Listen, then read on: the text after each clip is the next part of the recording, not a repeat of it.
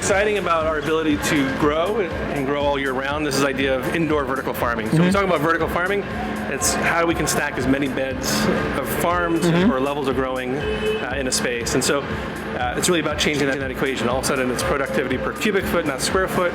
It's about how we can enable that local production, have the right kind of economies of scale, and how we can meet the demands of the community. And so this is a new way of farming. So let's take a look. Yeah, wow.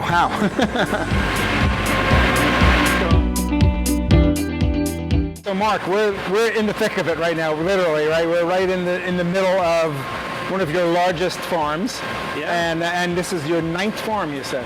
Yeah, welcome to AeroFarms, right here in downtown Newark. And the idea that we can think about farming indoors all year round. This is really changing the equation. We're really excited to have our global headquarters here. This is the world's largest indoor vertical farm. We're world experts in terms of growing plants, and the idea we don't need sun or soil. We actually can think about what the plants actually need and optimize the right environment for them. And it's bright here all the time, isn't it? We're creating the perfect environment. We think of ourselves really as the plant whisperer, giving the plants what they need when they need it. Interesting. And the idea is that we can really optimize the plants, which you can't really do outside in the same way of level of control. And so here all of a sudden we can bring back things like varieties and flavor and taste and texture and really celebrate that. If you think about that's really gone to the wayside, and so this is about bringing back some excitement. Instead of having to deal with all the variables if you're outdoors, here you actually get to dictate the variables. We can really think about the environment in a very different way. It's this classic nature versus nurture, right? That field farmer often thinks about the genetics of the seed. Is it drought resistant? Is it mildew resistant? Can it withstand this very complex supply chain of getting from the West Coast to the East Coast? Here we're focusing again on that variety, on the flavor. And because we're able to control the environment, we look at the essential elements the plant needs. We can create the right macronutrients, micronutrients.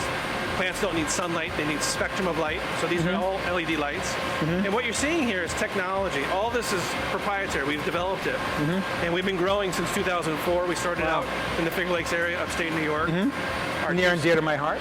Our chief science officer still lives up in Ithaca, but he's down here all the time. It's pretty tough. He was a professor at Cornell, and his whole role there was deploying technology to help farmers. And so that's been the thesis here about how we can really think about farming in a very different way. How do we harness technology and break through and really be able to address some of the pain points? We talk about way of growing. This uses 95% less water than the field-grown product. Wow. So water is our most precious resource. 70% of fresh water goes to agriculture. And then 70% of the pollution is coming from agriculture.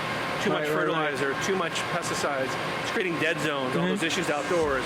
We bypass all of that. And so we're really thinking about very carefully the inputs, the environment. We are a certified B Corporation, a benefit corporation. We're part of something called the Ellen MacArthur Foundation Circular Economy 100, really helping champion around the world a new way of doing business as well. So these are things that we're passionate about and thinking about, how do we have an impact in communities, both in terms of environment, but also societal. So we're creating jobs and year-round employment. When we thought about locating our global headquarters here in Newark, we were looking at a couple things. One is that we've had a working farm in inner city school, Phillips Academy Charter School, for over 8 years. So a lot of goodwill when we're thinking about moving our headquarters down. The city of Newark, though, really embraced us, and so we were able to really think about the impact we can have in the community. It's an area with historically very high unemployment. We're creating new jobs. We work closely also with the New Jersey EDA, and the idea that we can have an impact, create year-round employment, help address that. But also think about things like the food desert. So here we are in Newark. We open up our doors. We actually have a farm stand. The community can come in. Oh wow, I didn't realize that. That's great. Have access to freshly harvested food. So it's not a niche product, right? This idea, we work with a wide range of different customers. The biggest mass supermarket, is ShopRite, and we work closely with them. We also work closely with Whole Foods. We also work closely with Fresh Direct. But we also have some great restaurants too, right? So we're fortunate. We work with Marcus Samuelson's restaurant right here in Newark, Marcus BP. The chefs have gotten really excited, and we want to talk a little bit about the culinary aspects, because this level of control, we're able to celebrate the varieties. And so these systems that we have here today, AeroFarms can grow a wide range of different products, but these are specifically optimized for short stem leafy greens and herbs. So we can get that commercial production. This is a way of growing that has 390 times more productivity per square foot than a field farm on an annualized basis. So we think about a faster crop cycle. We think about up to 30 harvests a year. We think about there's no weeds, right? So more Up to 30 harvests a year. up to 30 harvests. So that's a a year. lot faster than the typical crop So cycle. outdoors, yeah, it might be 30 to 45 days. We can grow in 12 days. The things that the chefs have gotten really excited about is that we can focus on things that have gone to the wayside out in the field, which is around flavor, right? This idea we can celebrate. We can think about varieties. This is a very highly perishable category. It doesn't travel well, so we can bring back some of those items that have lost. One of the chefs that got really excited about what we're doing is Chef David Chang. Yeah. And he actually joined us in our last round of investment. So, yeah, we've been really fortunate that we're really striking a chord here and really thinking about a really new excitement in terms of waking up the palate. And we look at that plant health and even how it translates into human health. So we have registered dietitian, nutritionist on staff. And so important when we think about, again, this is already a nutritionally dense product, but we can actually even make it more so by, again, optimizing that. And so this is really creating a new category of food. It's by the community for the community. So, we're a team of over 100 people. Over 40% live in Newark, from Newark. Over 85% are within 15 miles. So this is really, our connection is really deep. But one of the things I usually do is I bring things back around the wine. So we're going to move to another room at some point here and taste some wine that I think pairs really well with what you're doing here. Well, absolutely. We think of it as a tasting, as a flight of flavors. We're going to go through our greens, and we think how they match beautifully with the different wines. There are going to be some elements there. Excellent. Let's go do it. We'll be back in a moment.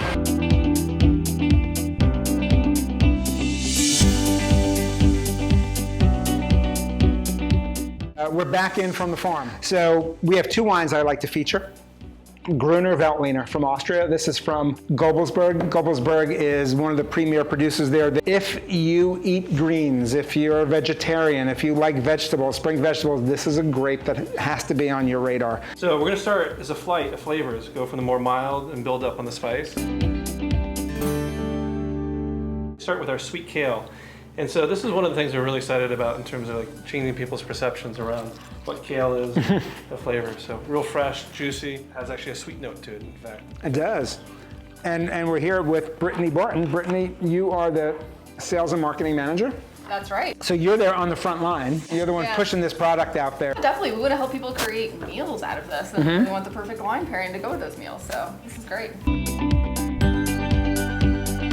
This is our watercress. It's really zesty, has a little bit of a peppery finish, kind of like what you're talking about, some of the notes on the wine. You won't find anything like this out in the marketplace. Again, this is really tender in terms of that stem, but it's packing a lot of great flavor, and it just has a real nice, fresh appeal. So you do tastings. You guys sit and taste product all the time, right? We do, we do it, in collaboration with different chefs, with different buyers, and the idea is, they always leave with the idea that, hey, my palate feels like it's woken up. Starting a conversation with our customers about how their greens can have flavor, and we're we're even encouraging people to have salad without dressing. I want to move on to a next wine. Okay. Because one of the things I like about this wine, I think, is a rosé from Chateau Maris. And Chateau Maris doesn't just pair, this rosé doesn't just pair with the greens, but the organizations pair really well. Chateau Maris was the first European winery to get B Corp status. And you guys are one of the first New Jersey companies to become a B Corp, if I'm not mistaken. I think Chateau Maris, pairs really great as a wine with your product, and also from an organizational philosophy. So what's next? So we're actually going to go a little bit old school as well. This is our baby arugula, known as Rocket. This has been enjoyed for centuries. And really one of the things that's been prized about it is usually around its pepperiness. And so this is actually one where we actually accentuate it. We actually increase it, pack it full of a really bold punch. And so what people are really amazed about it is that it has that, and it's really exciting. For people who enjoy arugula, this is like setting the standard for what it should be all the time. I noticed that when we were in the farm, on the farm, and I notice it now. There's just a really beautiful color to this. And the crispness too. You can hear it when it's Right? That's good arugula. We have a baby spring mix as well. That's taking some of the arugula and the watercress, but we're adding in a ruby streak mustard green. You're going to try that, and the idea that it's going to have a mustard note, all by itself, right? And it brings that heat. Mark, thank you for taking time out. I know you guys are just cranking here every day, and to show us the facility, it really was really cool for me. It exceeds the pictures that I've seen. Cheers. For having us in. Cheers. Yes, cheers. Cheers. And this is Hank Zona, the Grapes Unwrapped. Join us again next time when we try to tell you even more interesting stories as we did today. See you again soon.